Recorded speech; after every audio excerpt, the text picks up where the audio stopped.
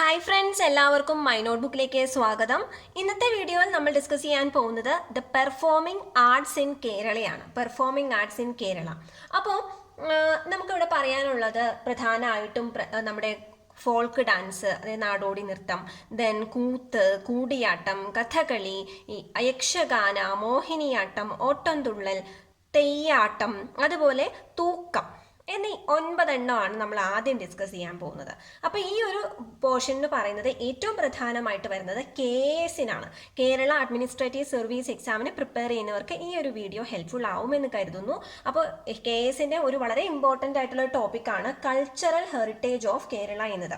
Cultural heritage of Kerala.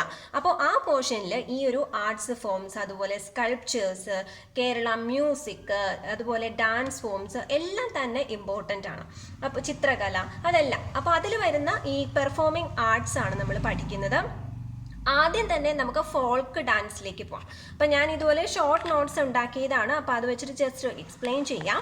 Folk ഡാൻസിൽ തന്നെ നമുക്കിപ്പോൾ origin of folk dance എന്ന് പറഞ്ഞു കഴിഞ്ഞാൽ അതിൻ്റെ തുടക്കം എന്ന് പറഞ്ഞു കഴിഞ്ഞാൽ മെയിൻലി ഇപ്പോൾ ഒരു ഡാൻസ് ഫോം തന്നെ ഒറിജിൻ ചെയ്യുന്നത് ഈ ഫോൾക്ക് ഡാൻസിലാണ്. നാടോടി നൃത്തമാണ്, അല്ലെങ്കിൽ ആ ഒരു നാടൻ ആ ഒരു ഇതിലാണ്. അത് ഈ ആദ്യമായിട്ട് സ്റ്റാർട്ട് ചെയ്തത് ട്രൈബൽ പീപ്പിൾ ആണ്. ആദിവാസി വിഭാഗത്തിലുള്ളവരാണ് ആദ്യമായിട്ട് ഇത് സ്റ്റാർട്ട് ചെയ്ത് അല്ലെങ്കിൽ ഡെവലപ്പ് ചെയ്തെടുത്തത്. അപ്പോൾ ഇവരുടെ ആദ്യത്തെ ആ ഒരു ആചാരങ്ങൾ അല്ലെങ്കിൽ ഈ ഒരു ഡാൻസ് ഫോം എന്ന് പറയുന്നത് മറ്റ് ദൈവങ്ങളെ ആരാധിക്കാൻ വേണ്ടിയിട്ട്, okay, for praising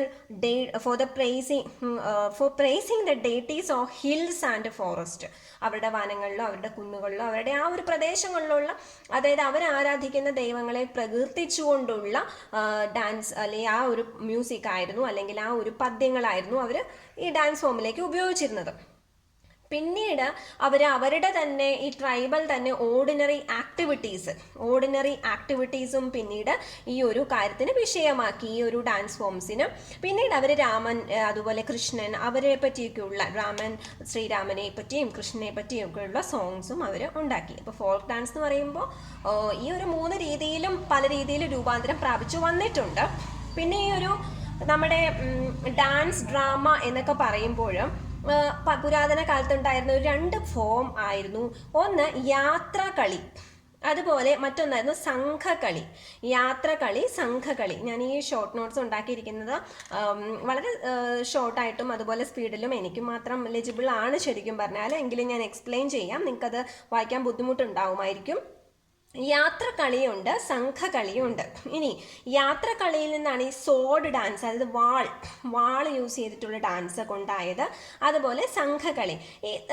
ഇതിൽ ഈ മെയിനായിട്ടും ഈ ഡാൻസ്, നമ്മുടെ ആ തുടക്കത്തിലുള്ള ഡാൻസ് ഫോം എന്ന് പറയുന്നത് 2 രീതിയിലുണ്ടായിരുന്നു. ഒന്ന് സീരിയസ് ഫോം, മറ്റൊന്നെന്താണ് കോമിക് ഫോമാണ്. ഈ സീരിയസ് ഫോമിൻ്റെ ഭാഗമാണ് യാത്രകളി എന്ന് പറയുന്നതും കോമിക് ഫോമിന് ഉദാഹരണമാണ് സംഘകളി എന്ന് പറയുന്നത്.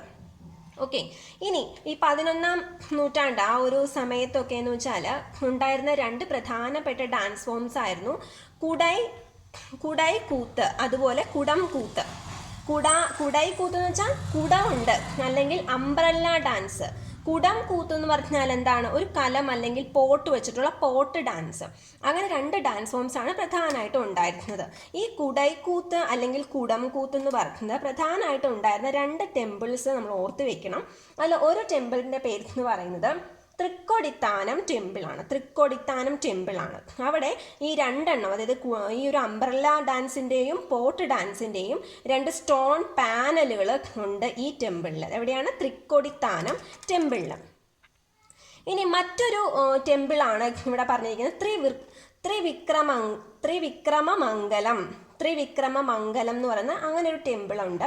അപ്പോൾ അവിടെ എന്താണെന്ന് വെച്ചാൽ AD 12th സെഞ്ച്വറിയിലൊക്കെ അവിടെ പണി കഴിപ്പിച്ചതാണെന്ന് കരുതപ്പെടുന്നു. അവിടെ ഒരു വുമൻ ഡാൻസർ 2 പോസ്റ്റേഴ്സിൽ ഉള്ള സ്റ്റോൺ റിലീഫുകളുണ്ട്, സ്റ്റോൺ കൊണ്ടുള്ള അവിടെ ഉണ്ടാക്കി വെച്ചിട്ടുണ്ട്. എന്താണ്? ഒരു വുമൻ ഡാൻസർ വിത്ത് മ്യൂസീഷ്യൻസ് ഉള്ള 2 റിലീഫ്സ് അവിടെ ഏത് ടെമ്പിളിലുണ്ട്?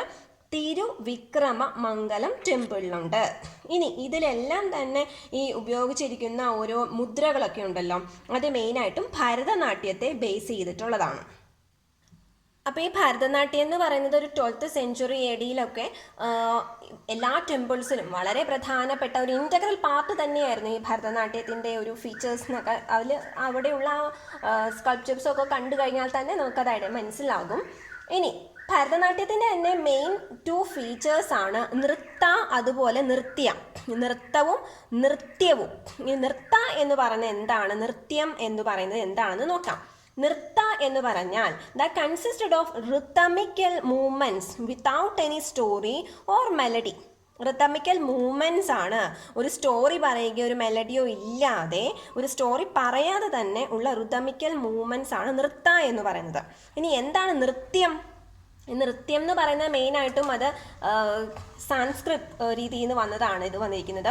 അപ്പോൾ ശരിക്കും പറഞ്ഞാൽ ഒരു സ്റ്റോറി തന്നെയാണ്. Story is told in A codified movements. ഒരു സ്റ്റോറി പറയുകയാണ്, ഒരു കോഡഡ്, അതായത് ഓരോ കാര്യത്തിനും ഓരോ മുദ്രകൾ അല്ലേ, ഓരോ കോഡ് ഭാഷ യൂസ് ചെയ്തിട്ടുള്ള മൂവ്മെൻറ്റ്സ്, അതുപോലെ gestures to the accompaniment of vocal and instrumental music. ഇപ്പോൾ ഇൻസ്ട്രുമെൻ്റലും അതുപോലെ വോക്കൽ മ്യൂസിക്സും ഉപയോഗിച്ചിട്ടുള്ള ഒരു കോഡിഫൈഡ് മൂവ്മെൻറ്റ് ആൻഡ് ജെസ്റ്റേഴ്സിലൂടെയുള്ള സ്റ്റോറിയാണ്, സ്റ്റോറി ടെല് ചെയ്യുന്നതാണ് ഏത്, നൃത്യം എന്ന് പറയുന്നത്. ഓക്കെ, അപ്പോൾ നമ്മുടെ ഈ ഒരു കുടൈക്കൂത്ത്, അത് ഞാൻ കുറച്ച് മുമ്പ് പറഞ്ഞു, അതുപോലെ കുടക്കൂത്ത്, അതായത് അംബ്രല്ല ഡാൻസും അതുപോലെ പോട്ട് ഡാൻസും, ആ രണ്ടും വരുന്നത് ഈ ഭരതനാട്യത്തിൻ്റെ നൃത്തത്തിലാണ് വരുന്നത്.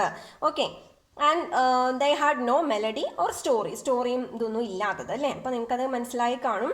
ഇപ്പം മെയിനായിട്ടും സംസ്കൃത സംസ്കാരം അല്ലെങ്കിൽ സംസ്കൃത് കൾച്ചറിൻ്റെ വ്യാപനത്തോട് കൂടിയിട്ടാണ് നൃത്യ എന്ന് പറയുന്ന ഒരു ഐഡിയ ഇവിടെ ഉണ്ടാവുന്നത് മെയിനായിട്ടും. ഓക്കെ, ഇനി നമുക്ക് ഇനിയുള്ള ഈ ചാക്യാർ അല്ലെങ്കിൽ കൂടിയാട്ടത്തെ പറ്റിയൊക്കെ നമുക്ക് പഠിക്കുന്നതിന് മുമ്പ്, അല്ലെങ്കിൽ കൂടിയാട്ടത്തിലേക്കൊക്കെ പോകുന്നതിന് മുമ്പ് പണ്ട് തൊട്ടുള്ള ആര്യവംശകൾ അല്ലെങ്കിൽ ആര്യൻ സെറ്റിലേഴ്സ് ആയിരുന്നു. അതിലുള്ള ഒരു ഗ്രൂപ്പ് ഓഫ് മെന്നിൻ്റെ പേരാണ് ചാക്യാർ എന്ന് പറയുന്നത്. അവർ ഒരു ട്രെയിൻഡ് ആയ ഡ്രാമ ആർട്ടിസ്റ്റുകളായിരുന്നു, അല്ലെങ്കിൽ ഡ്രാമ ഡാൻസേഴ്സ് ആയിരുന്നു. അപ്പം അവർ സാൻസ്ക്രിത് സ്റ്റോറീസും അതുപോലെ ഡ്രമാറ്റിക് മെത്തേഡ്സ് ഓഫ് ഭരതനാട്യവും ഒക്കെ അവർ പഠിപ്പിച്ചിരുന്നു. അപ്പോൾ ഇവരുടെ ഈ പെർഫോമൻസ് എന്ന് പറഞ്ഞാൽ പ്രധാനമായിട്ടും, ഈ ചാക്യാർമാരുടെ പെർഫോമൻസ് എന്ന് പറഞ്ഞാൽ പ്രധാനമായിട്ടും ടെമ്പിൾസിൽ മാത്രം ഒതുങ്ങി നിൽക്കുന്നതായിരുന്നു. ടെമ്പിൾസിൻ്റെ ആ ഒരു പ്രിമൈസസിൽ മാത്രമായിരുന്നു ഉണ്ടായിരുന്നത്. അപ്പോൾ അതിനെപ്പറ്റിയൊക്കെ നമുക്ക് കൂടുതലായിട്ട് നോക്കാം. അപ്പം ഇനി അടുത്തത് നമ്മൾ പഠിക്കാൻ പോകുന്നത് കൂത്ത് ആണ്. അടുത്ത എന്താണ് പഠിക്കാൻ പോകുന്നത്? കൂത്ത്.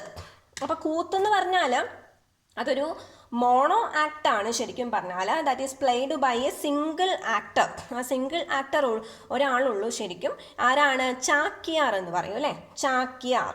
ഓക്കെ, ഈ ചാക്യാർ തന്നെ അതിനകത്ത് പല ക്യാരക്ടേഴ്സ് ഉണ്ടായിരിക്കും. ആ പല ക്യാരക്ടേഴ്സിൻ്റെയും എല്ലാ ജസ്റ്റേഴ്സും ആര് തന്നെയാണ് അഭിനയിക്കുന്നത്?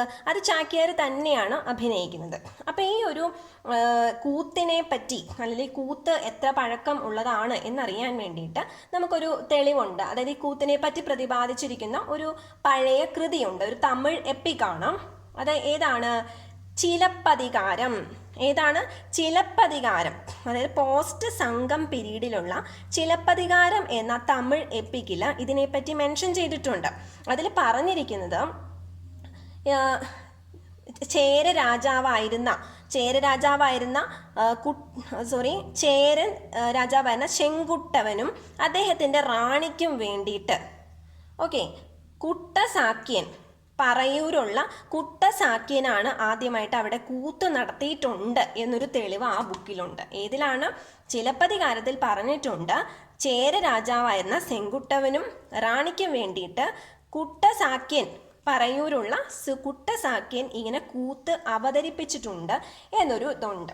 അപ്പോൾ അത്രയും ഒരു പോസ്റ്റ് സംഘം ഏജിലൊക്കെ ഈ കൂത്ത് ഉണ്ടായിരുന്നു എന്നതിൻ്റെ എവിഡൻസ് ആണ് ഇത്. അപ്പോൾ അതൊരു ഏൻഷ്യൻ്റ് ആർട്ട് ഫോമാണ് നമുക്ക് മനസ്സിലാക്കാം. ഈ ഒരു കൂത്ത് എന്ന് പറയുന്നത് നമുക്കറിയാം ത്രൂ ഔട്ട് ഹ്യൂമറും അതുപോലെ സർക്കാസം അല്ലേ, മറ്റുള്ളവരെ പരിഹസിച്ചുകൊണ്ടും നമ്മുടെ ഇപ്പോൾ സമൂഹത്തിലാണെങ്കിൽ പല പ്രശ്നങ്ങളും അല്ലെങ്കിൽ പല രീതിയിലുള്ള എതിർപ്പുകളൊക്കെ അത് ക്രിട്ടിസൈസ് ചെയ്യുന്നതൊക്കെ എന്താണ്, വളരെ രസകരമായിട്ട് സർക്കാസ്റ്റിക് രീതിയിലും ഹ്യൂമർ കടത്തിയിട്ടും ഒക്കെ രീതിയിലൊക്കെയാണ് അത് ചെയ്യുന്നത് അല്ലേ. അപ്പം അതാണ് കൂത്തിൻ്റെ പ്രത്യേകത. ഈ കൂത്ത് അവതരിപ്പിക്കുന്ന ചാക്യാർമാർക്ക് അതിനുള്ള ഫുൾ ഫ്രീഡം ഉണ്ടായിരുന്നു. അല്ലാതെ ആർക്കും തിരിച്ച് അതിനെ ചോദ്യം ചെയ്യാനൊന്നും പറ്റില്ല. അപ്പം അങ്ങനെ ചോദ്യം ചെയ്യുകയാണെങ്കിൽ ആ കൂത്ത് അവിടെ എന്ത് ചെയ്യും, അവിടെ സ്റ്റോപ്പ് ചെയ്യേണ്ടി വരും. അപ്പം അതിനുള്ള ഫ്രീഡം എല്ലാവർക്കും, എല്ലാ ചാക്യാർമാർക്കും സത്യം പറഞ്ഞാൽ അവിടെ ഉണ്ടായിരുന്നു.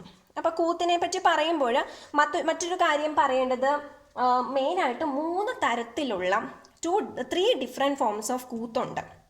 3 ഡിഫറെൻറ്റ് ഫോംസ് നിങ്ങൾക്ക് ഇവിടെ കാണാൻ സാധിക്കും. ഒന്ന് പ്രബന്ധം കൂത്ത്, അടുത്തത് നങ്ങ്യാർ കൂത്ത്, അടുത്തത് കൂടിയാട്ടം. അങ്ങനെ 3 തരത്തിലാണ് കൂത്ത് വരുന്നത്. അപ്പം പ്രബന്ധം കൂത്ത് എന്ന് പറഞ്ഞാൽ അത് ശരിക്കും പ്യുവർ നാരേഷൻ വിത്ത് എക്സ്പ്ലനേഷൻ ആണ് പ്രബന്ധം കൂത്ത് എന്ന് പറയുന്നത്. ഇനി നങ്ങ്യാർ കൂത്ത് എന്ന് പറഞ്ഞാൽ അത് പ്യുവർ ആക്ടിംഗ് ആണ്. നങ്ങ്യാർ എന്ന് പറഞ്ഞാൽ നമ്പ്യാർ ഫാമിലിയിൽ അല്ലെങ്കിൽ നമ്പ്യാർ വിഭാഗത്തിൽപ്പെട്ട സ്ത്രീകളെയാണ് നങ്ങ്യാർ എന്ന് പറയുന്നത്. ചാക്യാർ വിഭാഗത്തിൽപ്പെട്ടവരല്ല കേട്ടോ. ഇതാണ് നമ്പ്യാർ വിഭാഗത്തിൽപ്പെട്ട സ്ത്രീകളാണ് നങ്ങ്യാർ എന്ന് പറയുന്നത്.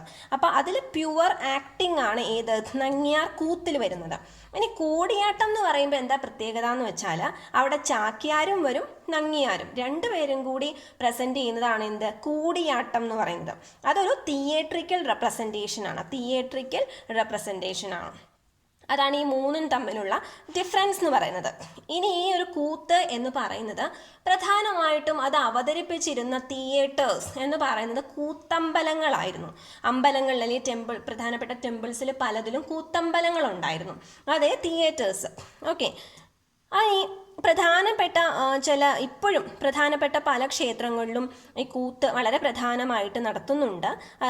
ഇവിടെ നിങ്ങൾക്ക് ഒരു എക്സാമ്പിൾ കാണാൻ സാധിക്കും. അതായത് ഫെബ്രുവരി മാർച്ച് മാസങ്ങളിൽ, അതായത് കുംഭമാസക്കാലത്ത് ആണ് കിടങ്ങൂർ സുബ്രഹ്മണ്യ ക്ഷേത്രത്തിൽ അവിടെ ഉത്സവത്തിൻ്റെ കൊടിയേറ്റ് നടക്കുന്നത്. അപ്പോൾ അത് നടത്തുന്നതിന് അല്ലെങ്കിൽ ഈ കൊടിയേറ്റ് നടക്കുന്നതിന് കുറച്ച് ദിവസം മുമ്പ് 2-3 days ഒക്കെ കണ്ടിന്യൂസ് ആയിട്ട് എന്ത് നടത്താറുണ്ട്, അവിടെ കൂത്ത് നടത്താറുണ്ട്. ഓക്കെ, ഇനി വേറൊരു ക്ഷേത്രം വെണ്ണിമല ക്ഷേത്രം. ഈ വെണ്ണിമല ക്ഷേത്രത്തിൽ 61 ദിവസത്തോളം കൂത്ത് നടത്തുന്ന സമയമുണ്ട്. അതുപോലെ മടൈക്കാവ് ആണെങ്കിൽ 30 ദിവസം, കന്നിമാസത്തിലാണ്, സെപ്റ്റംബർ ഒക്ടോബർ സമയത്ത് അവിടെ 30 ദിവസത്തോളം കൂത്ത് നടത്താറുണ്ട്. ഇനി നമ്മുടെ ഇപ്പോൾ കേരളത്തിലുള്ള ചാക്യാർ ഫാമിലീസ് എന്ന് പറഞ്ഞാൽ ചില സ്ഥലത്ത് ചാക്യാർ ഫാമിലീസ് ഈ ചില പ്രദേശങ്ങളിൽ മാത്രമേ ഉള്ളൂ.